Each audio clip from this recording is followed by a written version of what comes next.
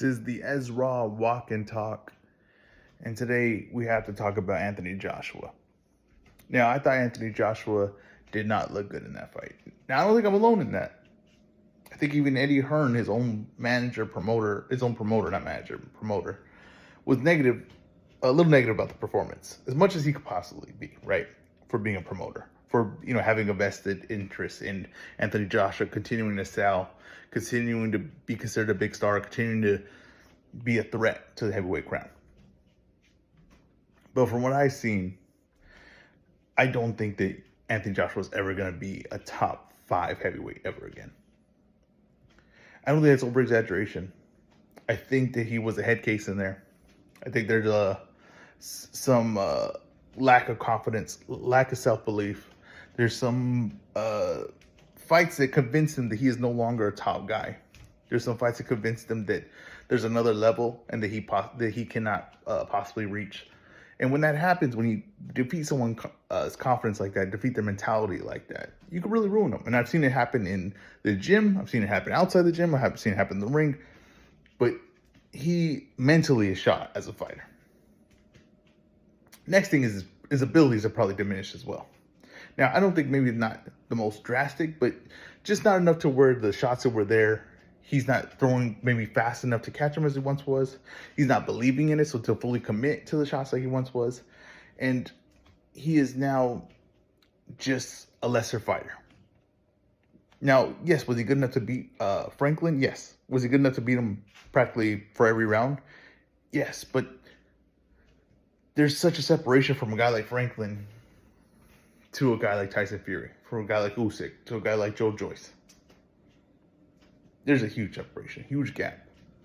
And you can show that you can beat this guy, right? And that's why they have tune-ups. That's why they have get-right fights, right? Because you can beat those guys.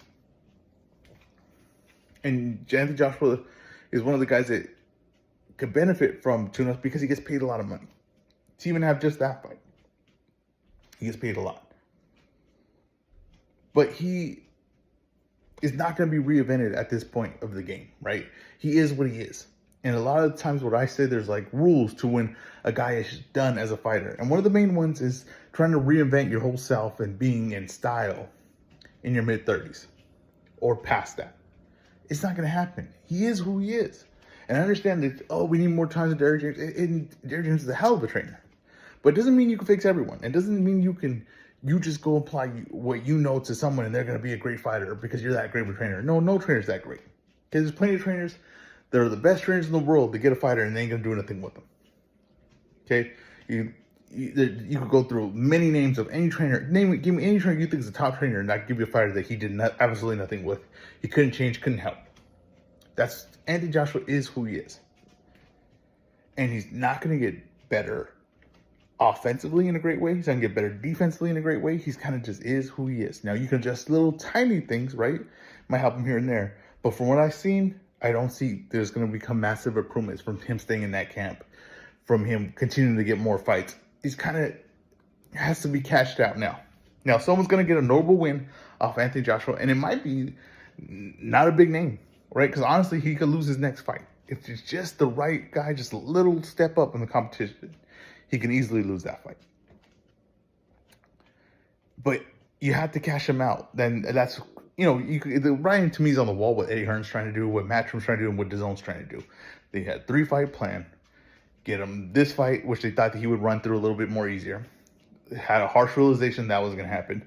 Get him Dillian Whyte, where he should be favored. He should win the fight, but it's still risky, right? But they can still make a little money on it. And then cash him out to either, most likely, Tyson Fury, which would be the biggest payday, or Deontay Wilder, or Joyce. That's the plan. That's obvious. They know that that's all they can get out of him for it. So they're trying to, the way I explain it is like when you have to run out of toothpaste, and you got just a little bit in there, but you can't squeeze it out, so you got to start rolling that bad boy, rolling it to get as much toothpaste you could possibly get out. That's what they're doing with Anthony Joshua. They're just trying to get as much toothpaste as they can possibly get out before there's just an empty tube. That's unfortunate. And it doesn't say really to me like diminish Anthony Joshua the fighter, who was a great fighter when he was at his best. He's just not there anymore. And there's going to be someone to get a notable win off of him. And now's the time to start betting against Anthony Joshua. when it comes up, because you might be able to still get good odds on it. I expect a Dillian White fight because I think that fight still sells. I still think that that's 2 stars, especially Dillian White's over there. But yeah, there's going to be a cash out coming soon, and I think we're beginning to see the end of Anthony Joshua. Deuces.